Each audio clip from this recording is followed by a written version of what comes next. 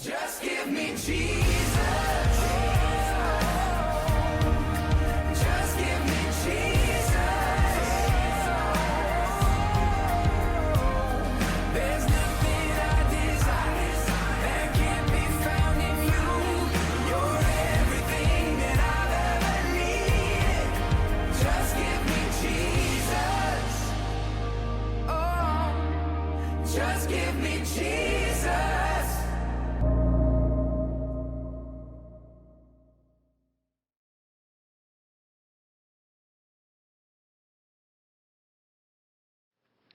오늘은 치명적인 죄 세 번째, 바로 분노 편에 대해서 함께 나누어 보려고 합니다.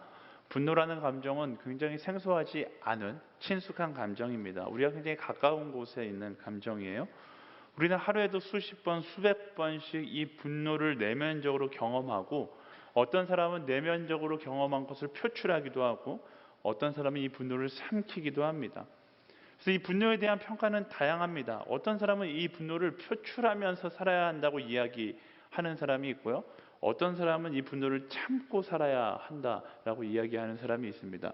제가 사진으로 쓴 두 명의 캐릭터가 바로 그런 사람이죠. 한 사람은 아무리 화가 나도 화를 참으려고 하는 사람이고, 한 사람은 화가 나면 그냥 솔직하게 다 털어놓고 나는 사람이에요.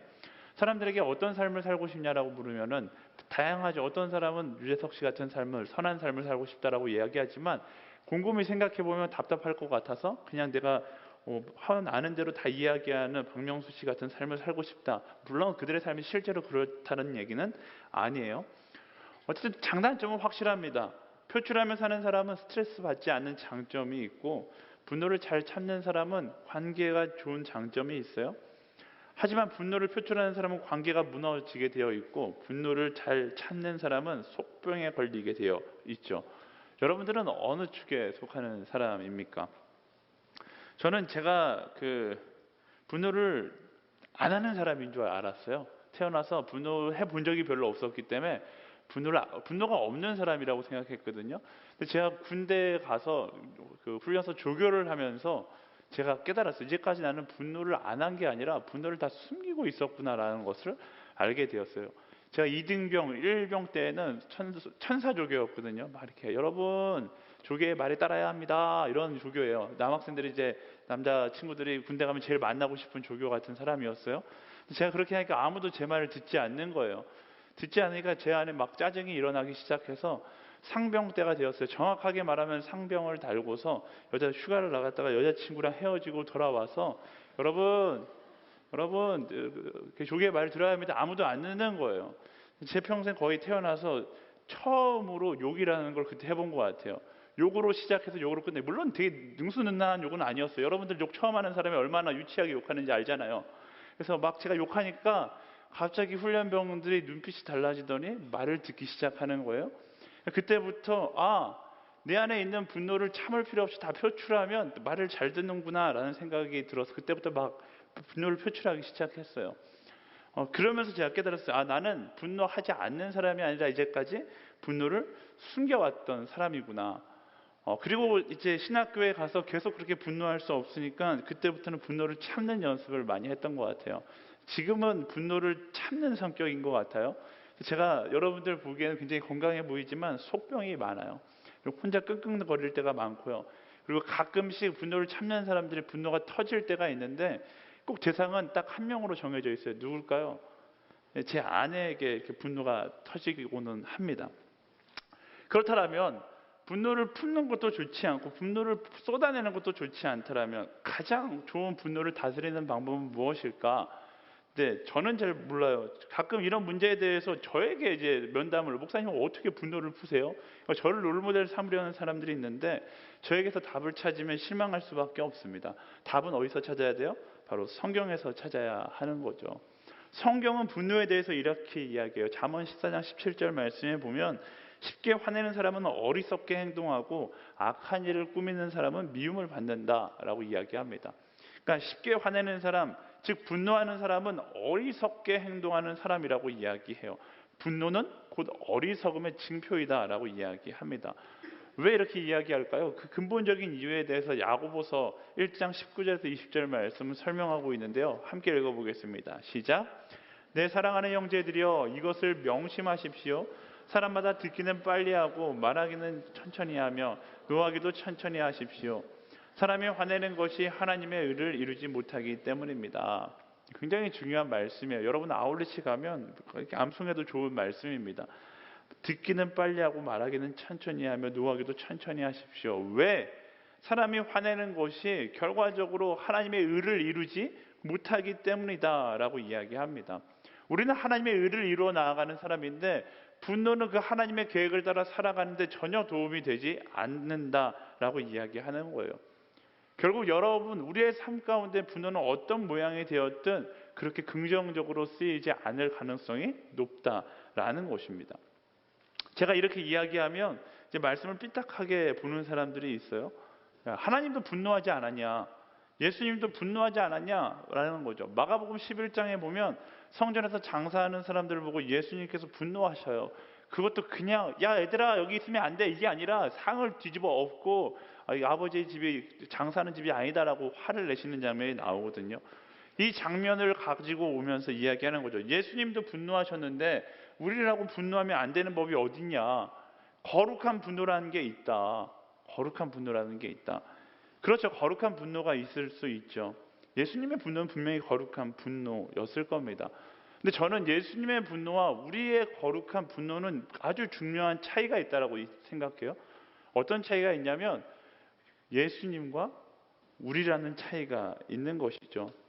우리가 거룩한 분노라고 이야기하는 건 거룩한 동기에서 나오는 분노예요.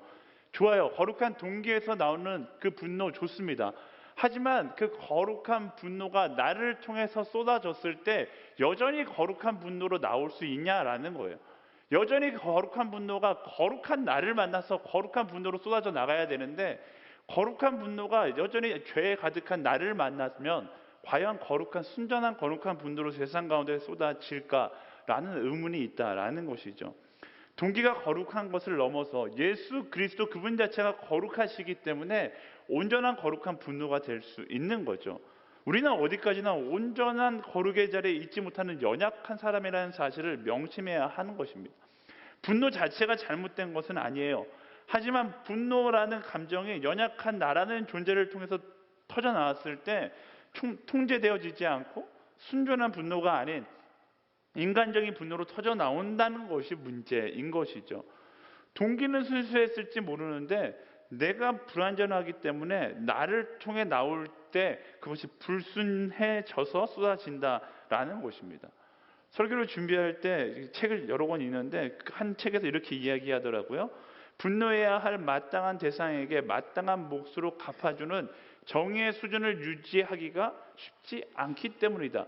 우리는 인간이기 때문에 아주 치밀하게 객관적일 수 없어요. 누구나 다 주관적인 견해와 주관적인 관점을 가지고 살아가는 것이죠. 그러다 보니까 아무리 동기가 거룩하다 할지라도 그것이 내 주관적인 관점과 만났을 때 그게 순전한 온전한 분노가 될 수 없다라는 것입니다. 오히려 그 거룩한 동기와 나의 생각, 나의 이성이 만났을 때 우리는 죄에 더 가까운 행동을 하는 경우가 훨씬 더 확률적으로 높은 거예요. 거룩하지 못한 자가 분노라는 감정을 가지는 그 순간 내가 너보다 우월하다라는 교만에 빠질 가능성이 굉장히 높은 거죠. 여러분 분노할 때를 생각해 보세요. 여러분들이 누군가에게 분노한다라는 것은 여러분 스스로 나를 인정하고 있는 거예요. 내가 너보다 지금 옳게 행동하고 있고 내가 너보다 나은 행동을 하고 있기 때문에 너를 판단하고 너에게 화를 내고 있는 것이잖아요. 마치 반지의 제왕에 나오는 반지처럼 어떻게 보면 분노가 긍정적인 것일 수 있지만 다스릴 온전한 거룩이라는 능력이 없으면 오히려 그 분노에 잡혀 먹혀 죄를 짓는 사람이 될 수밖에 없다라는 것입니다. 그 대표적인 사건이 바로 오늘 우리가 함께 읽은 민수기 20장 사건이에요. 이스라엘 민족이 가데스에 도착했었을 때 일어난 사건인데 사실 모세는요 그 민수기 12장에서 모세 스스로를 이 땅에서 가장 온유한 사람이다라고 이야기할 만큼 분노하는 거리가 멀었던 사람입니다.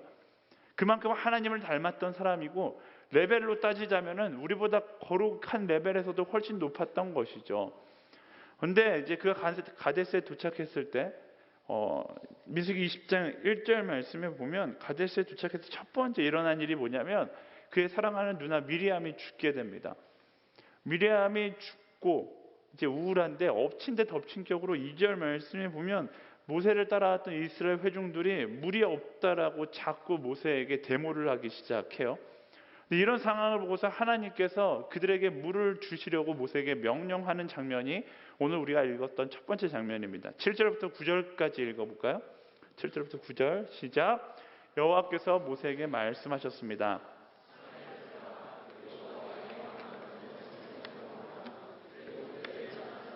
바위에다 말하면 그것이 물을 낼 것이다. 너희는 그들을 위해 물이 바위에서 나오게 해 저 회중과 그들의 가축들이 마실 수 있게 하여라. 그러자 모세는 그분이 명하신 대로 여호와 앞에서 지팡이를 집어들었습니다. 하나님의 명령은 간단했어요. 지팡이를 들고 바위에다가 말하면 물을 낼 것이다 라고 하나님께서 말씀하신 것이죠. 모세가 말씀을 따라서 지팡이를 드는 것까지는 굉장히 순조로웠어요. 지팡이를 들자 모세의 마음속에 분노가 치밀어 오르기 시작하는 거예요. 어떻게 나랑 38년을 동행하면서 이들은 한결같이 똑같냐? 어떻게 배은망덕할 수 있냐? 라는 생각이 마음 가운데 들기 시작하자 말씀에 순종했어야 되는데 오늘 내가 그냥 말씀에 순종하는 것이 아니라 이들을 향해 오늘 잔소리를 좀 해야겠다라고 결심한 모세가 아론에게 사람들을 모으라고 이야기합니다. 그리고서 그들에게 잔소리를 시작하는 게 이어지는 장면이에요. 10절과 11절 말씀 혹시 다 같이 읽어보겠습니다. 시작. 그와 아론이 총회를 바위 앞에 모으고 모세가 그들에게 말했습니다.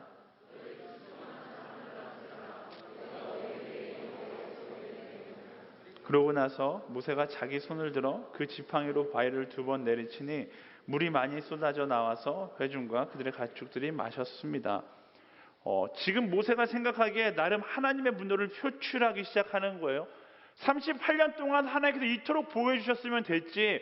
그러면 감사할 만도 한데 너는 지금 감사하지 않고 불평을 하고 있냐? 내가 하나님의 분노를 대신해서 너희들에게 지금 이야기한다라고 하면서 이야기하기 시작하죠.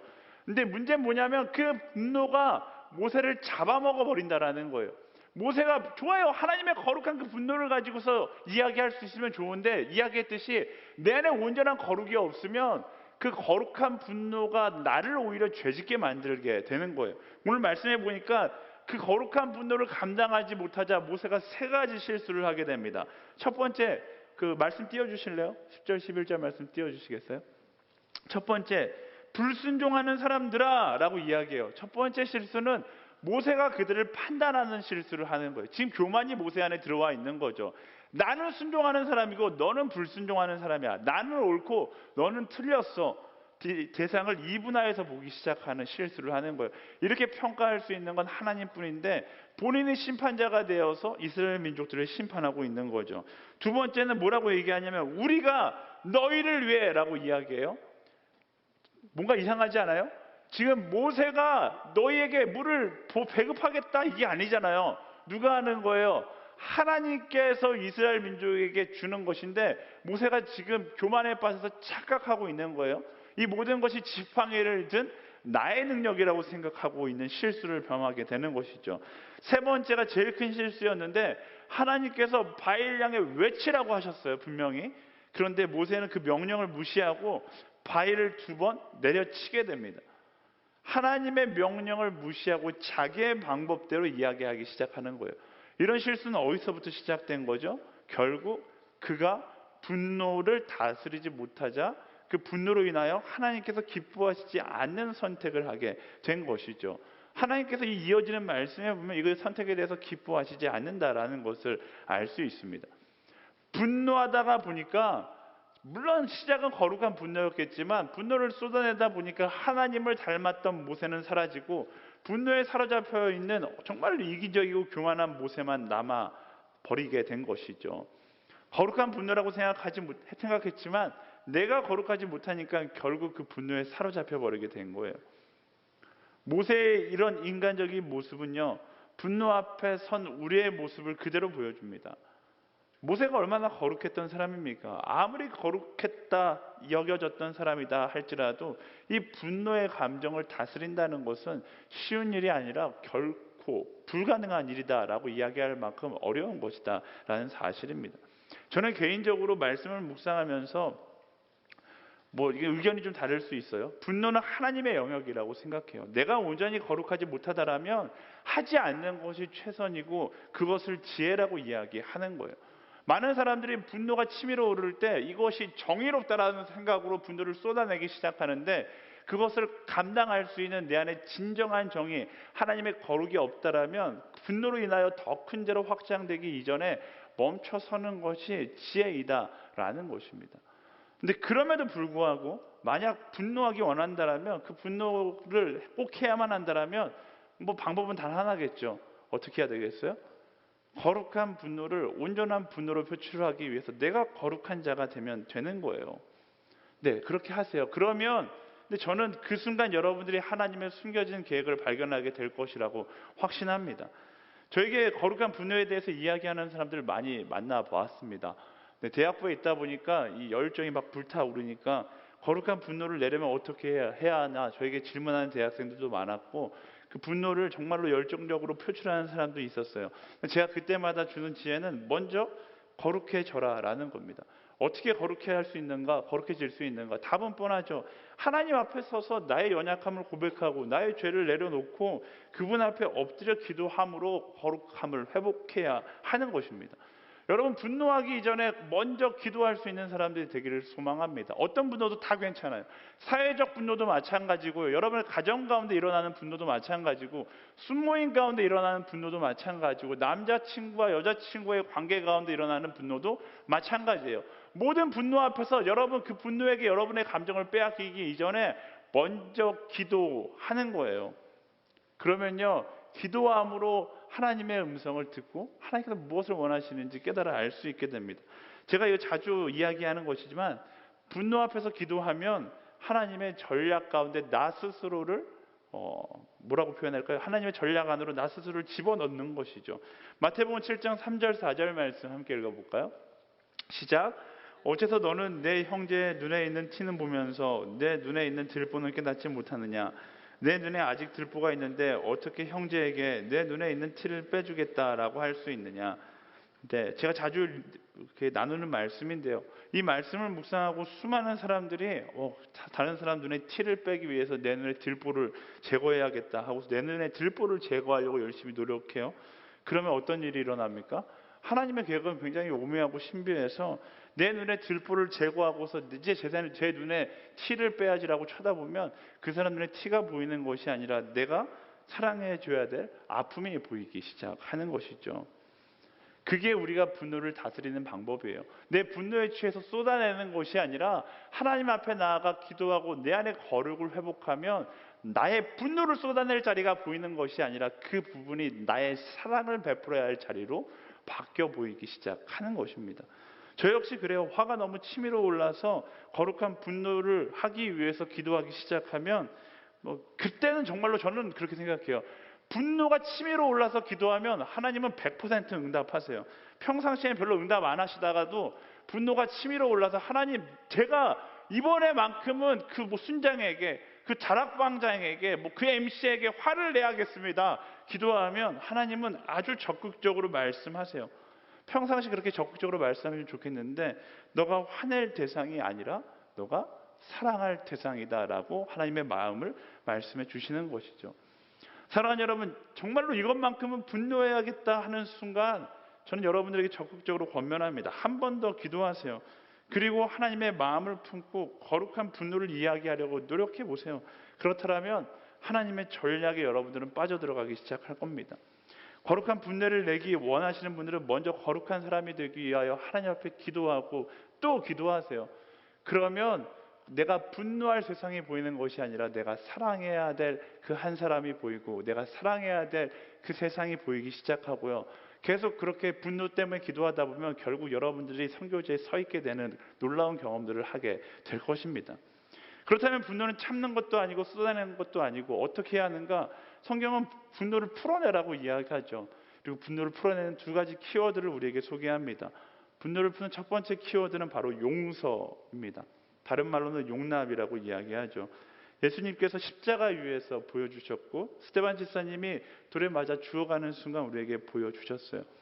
그의 인생 가운데, 예수님의 삶 가운데, 스데반 집사님의 인생 가운데 가장 분노해야 할 그 순간, 그들은 분노를 표출한 것이 아니라 오히려 용서를 하셨어요. 가장 분노가 치밀어 오르는 순간 분노가 아닌 용서를 선택한 것이죠. 왜일까요? 에베소서 4장 31절과 32절 말씀 함께 보도록 하겠습니다. 시작. 모든 악독과 화내는 것과 고함치는 것과 비방하는 것을 모든 악의와 함께 내버리십시오. 서로 친절하고 인자하며 하나님이 그리스도 안에서 여러분을 용서하신 것처럼 서로 용서하십시오. 그리스도 안에서 여러분이 용서하신 것처럼, 하나님께서 우리를 용서하신 것처럼 우리도 서로 용서하라라고 이야기하고 있는 것입니다. 용서는요, 분노를 임시방편적으로 잠재우는 것이 아니라 분노를 공중분해시킬 수 있는 가장 근본적인 방법입니다. 분노를 참거나 분노를 쏟아내는 것 다 임시방편에 불과할 뿐이에요. 뿌리를 뽑아내지 않으면 어느 순간 다시 올라와서 나를 괴롭히는 것이 분노입니다. 하지만 용서는 임시방편이 아니라 완전히 그 분노로부터 나를 자유케 하는, 보신 분은 알겠지만 용서하는 순간 그가 자유해지는 것도 있지만 내가 자유해짐을 더 크게 느낄 수 있어요. 용서를 해본 사람만 누릴 수 있는 거예요. 헬라어로 용서를 아페시스라고 하는데 이 뜻 자체가 체포된 상태에서 풀어준다라는 뜻인데, 그 사람만 풀어주는 것이 아니라 나도 그 죄로, 그 억압으로부터 풀어지는 거예요. 그 분노로부터 자유해지기 시작하는 것이죠. 분노가 여러분들이 쏟아낼 때 여러분들이 자유해진다고 착각하지 마세요. 쏟아내고 나면 후폭풍을 우리가 감당할 수 없어요. 근데 말씀은 뭐라고 이야기합니까? 분노함으로 그 분노를 푸는 것이 아니라 용서함으로 그 분노를 풀어내라라고 이야기하고 있는 것입니다. 여전히 여러분들 마음 가운데 분노가 있다라면 하나님께서 여러분들에게 용서하라고 말씀하고 계시는 거예요. 제가 오이타 아울리치를 지금 매년 한 4년 5년째 가고 있는데, 작년부터 이제 저희가 할아버지 할머니들 사역을 해요. 일본 할아버지 할머니들은 굉장히 오래 사셔갖고 막 가면은 90세는 가서 이렇게 뭐 심부름하고 계세요. 100세 막 이 정도는 돼야지 거기서 이제 난 나이 좀 먹었다 이렇게 할 수 있는 센터거든요. 근데 그런 데 가서 저희가 막 이야기하다가 보면 이 할머니 할아버지들이 갖고 있는, 그분들은 일제시대를 경험하셨잖아요. 엄청난, 우리가 지금 일본과 한일 관계가 굉장히 어렵지만 실제로 일제시대 때를 경험했던 분들은 그것에 대한 엄청난 죄책감을 가지고 계시는 거예요. 그 할머니들과 할아버지 할머니들과 이제 이야기를 나누면서 그런 이야기를 나눠요. 내가 모든 것을 다 용서할 수 있는 능력은 없지만, 그런 책임은 없지만 적어도 나만큼은 제가 뭐 용서한다는 개념을 이야기하는 것이 아니라 오히려 제가 용서를 구하죠. 우리가 사랑해야 하는데 사랑하지 못했던 것을 용서해 달라고 말씀드려요. 근데 그 순간 놀라운 일들을 우리는 목격합니다. 내 안의 자유함도 선포되어지고 그 할아버지 할머니들 마음 가운데도 자유함이 선포되어지는 거예요. 그 용서의 메시지 안에서 두 나라가 함께 울면서 아울리치를 진행하는 장면을 매년 목격하고 있습니다. 그게 바로 용서의 능력인 거예요.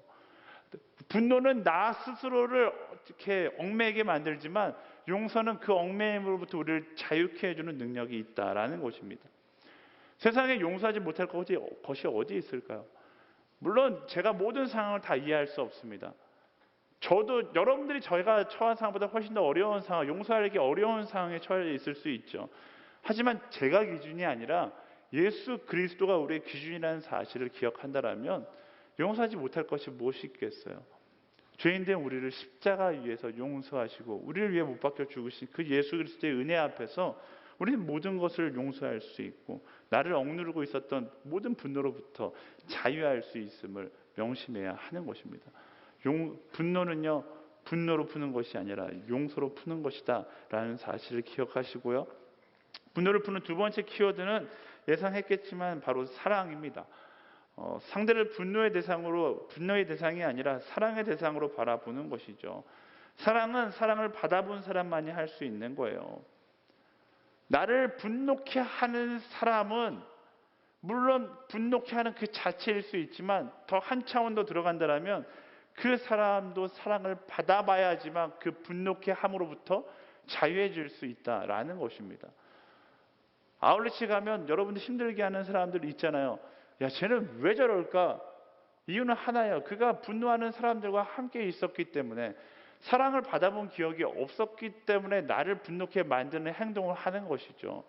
그런 관점으로 상대를 바라보고 그 사람이 그 분노로부터 자유하게 해주기 위해서 우리가 해야 할 일은 그 사람이 사랑을 경험할 수 있도록 내가 사랑해 주는 것에 있다라는 것입니다.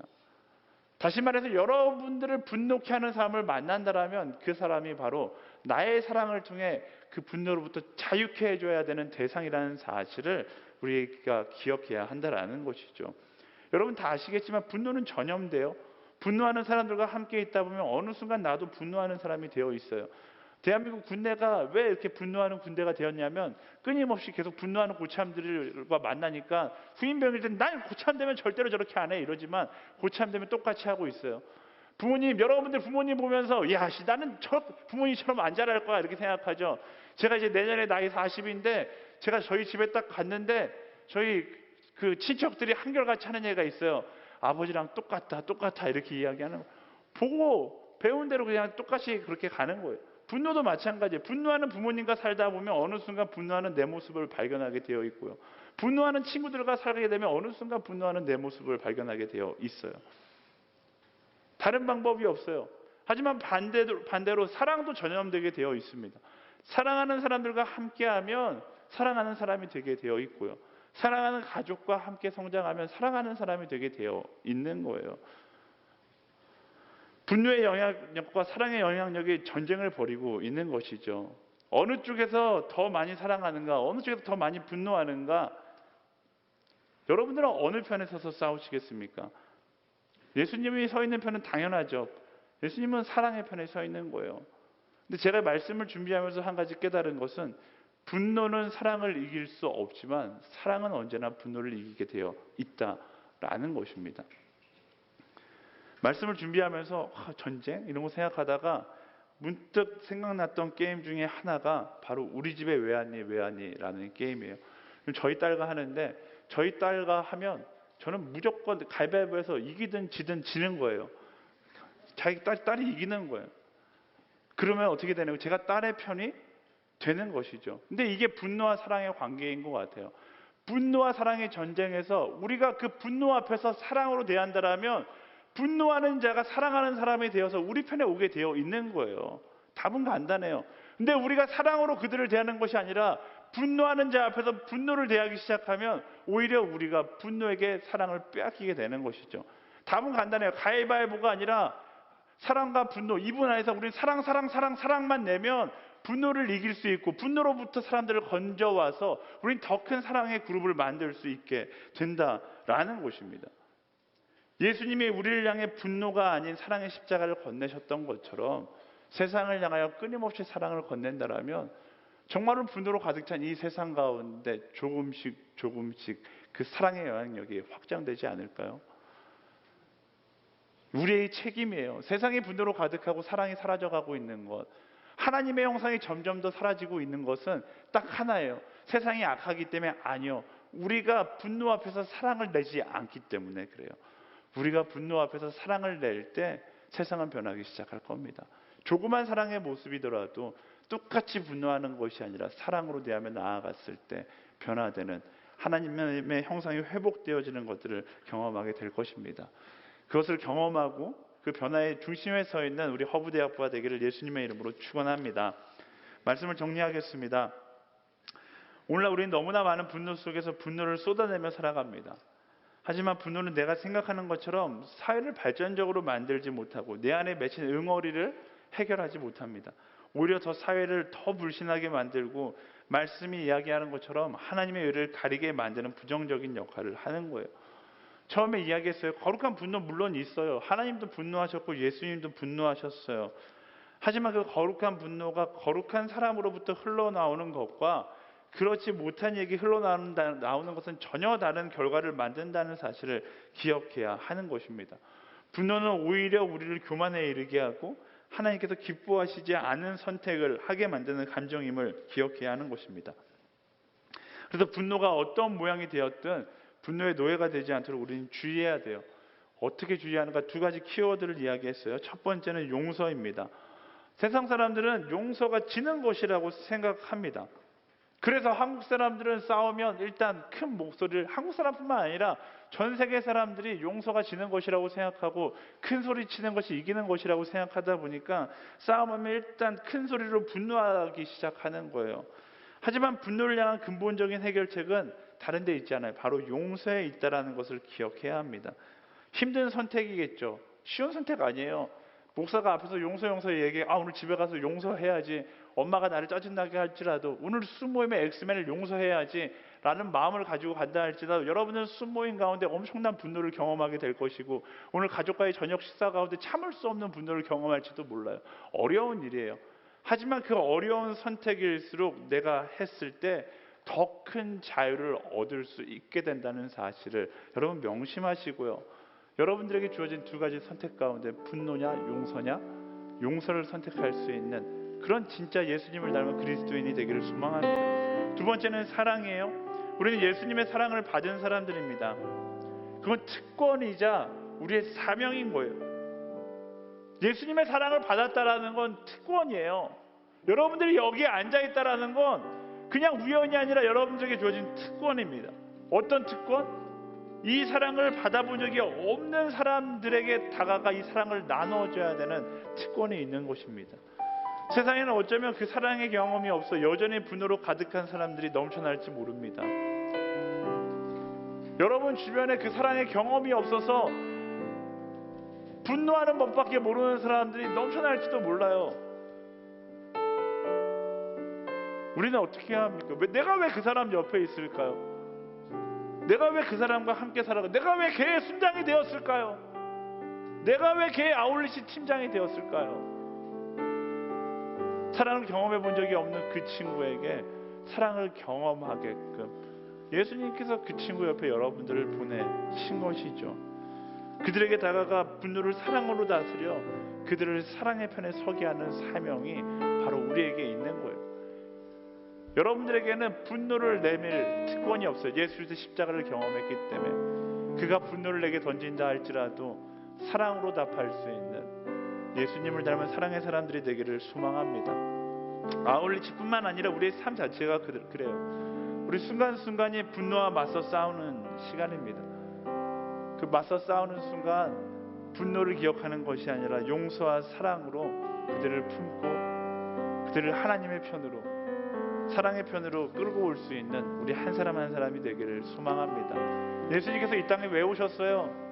용서하심으로 우리를 그 사랑의 편에 끌고 오시기 위해서 이 땅에 오신 것이잖아요. 예수님을 닮은 것은 그냥 예수님 닮았어요가 아니라 분노하는 사람에게, 분노로 나를 대하는 세상에게 사랑으로 되갚아 줄 수 있는 것, 그게 바로 예수님을 닮은 것 아닐까요?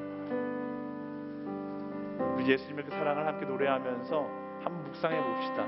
내가 세상 가운데 어떤 선택을 하며 내가 그에게 어떤 선택을 하는 것이 옳은 것인지 묵상하고 함께 결단하며 나아가기 원합니다.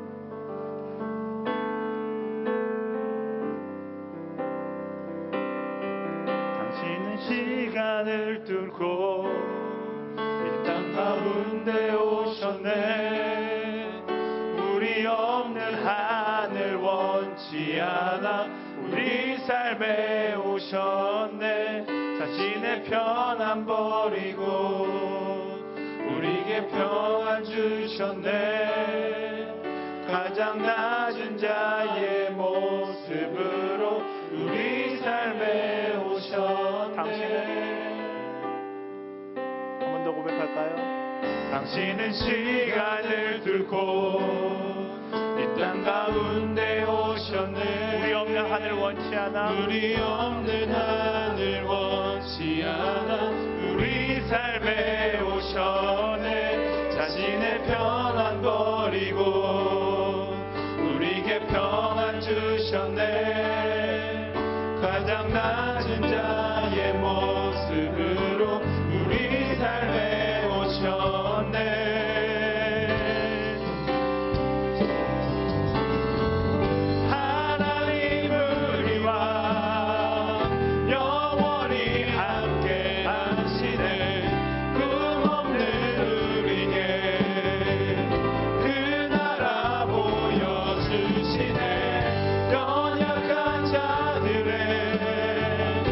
친구가 되어 주시고 힘없는 우리의 인생을 위로하시네.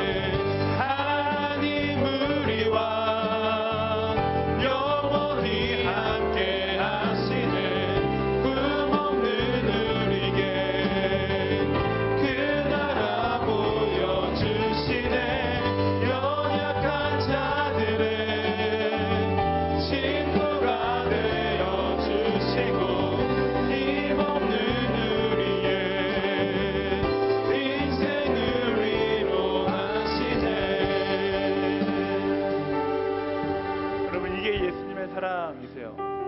우리에게 오셔서 전부를 주심으로 그 사랑을 경험하게 하셨고, 그 사랑만 주신 것이 아니라 그리고 말씀하셨죠. 내가 너희를 사랑한 것처럼 너희도 서로 사랑해라. 그 사랑의 바톤을 잡은 사람, 어쩌면 우리가 작은 예수가 되어서 여러분의 가정 가운데, 여러분의 친구 가운데, 여러분의 순 가운데, 아울리치 가운데 보냄을 받은 것이죠. 그곳에서 분노하는 것이 여러분에게 주어진 숙제가 아니라 분노가 나오는 그 상황 가운데 사랑하는 것이 예수 닮은 예수밥으로 살아가는 우리에게 주어진 숙제가 아닐까요? 그렇게 예수밥으로 살기 원하시는 분들, 우리 다 같이 일어나서 다시 한번 찬양하며 결단하며 나아가도록 하겠습니다. 하나님 우리야, 하나님 우리와 영원히 함께 하시네. 꿈없는 우리네 그 사랑 보여주시네. 연약한 자들의 친구가 되어 주시고 힘없는 우리의 인생을 위로하시네. 하나님 우리와 영원히 함께 하시네. 영없는 우리의 그 나라 보여주시네. 연약한 자들의 친구가 되어 주시고 힘없는 우리의 인생을 위로하시네. 우리 땅에 기도하며 나아갈 때에 하나님 예수님을 닮아서 더 이상 분노하는 세상에게 분노로 대하는 것이 아니라 용서할 수 있는 우리가 되게 하시고 사랑할 수 있는 우리가 되게 하여 주시옵소서. 나의 가정의 자리에서, 캠퍼스의 자리에,